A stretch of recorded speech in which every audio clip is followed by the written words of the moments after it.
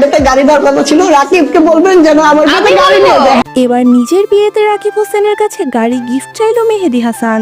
তাহলে কি মেহেদের বিয়েতে দাওয়াত পেল রাকিব হোসেন? আর মেহেদী হাসান এবং রাকিব হোসেন কি এক হয়ে গেল?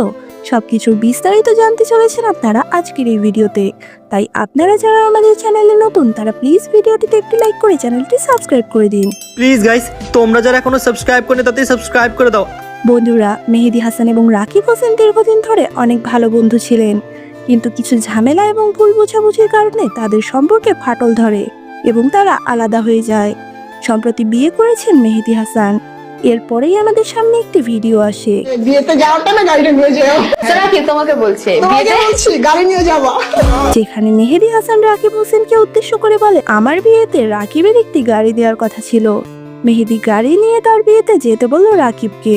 বন্ধুরা, ভিডিওটি পূর্বের হলেও আপনারা কে কে চান রাকিব হোসেন এবং মেহেদী হাসান এক হয়ে যাক?